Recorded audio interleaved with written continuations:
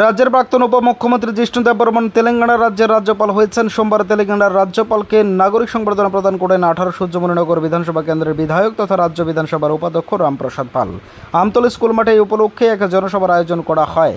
এই সভায় উপস্থিত ছিলেন রাজ্যের মুখ্যমন্ত্রী প্রফেসর ডক্টর মানিক সাহা, তেলেঙ্গানার রাজ্যপাল জিষ্ণু দেববর্মন সহ অন্যান্যরা। এই অনুষ্ঠানে বক্তব্য রাখতে গিয়ে মুখ্যমন্ত্রী প্রফেসর ডক্টর মানিক সাহা বলেন, ত্রিপুরার মতো ছোট রাজ্যের এক কৃতি সন্তানকে তেলেঙ্গানার মতো বড় রাজ্যের রাজ্যপাল করার ঘটনায় ইতিহাস সৃষ্টি করেছে। রাজ পরিবারের কৃতি সন্তান রাজ্য মন্ত্রিসভায় একাধিক দপ্তরের দায়িত্ব পালন করছেন। খুব সুন্দরভাবে তিনি এই দায়িত্ব সামলাচ্ছেন। মুখ্যমন্ত্রী আরও বলেন, জিষ্ণু দেববর্মনকে তেলেঙ্গানা রাজ্যের রাজ্যপাল হিসেবে নিয়োগ করার সিদ্ধান্তটি দেশের রাষ্ট্রপতি এবং প্রধানমন্ত্রী সঠিক সময় সঠিক সিদ্ধান্ত। এই ইতিহাস থেকে আগামী প্রজন্মের রাজ্যবাসী গর্ববোধ করবেন বলেও জানান মুখ্যমন্ত্রী। ছোটবেলা থেকে আমরা দেখে এসেছি, এখন পর্যন্ত তাই আমরা দেখছি এবং আমি নিশ্চিত যে ত্রিপুরার জন্য উনি যে কাজ করে গেছেন সেই কাজ, মানুষের জন্য যে কাজ করেছেন সেটা তেলেঙ্গানায় গিয়েও সেই কাজটা উনি করবেন। আমি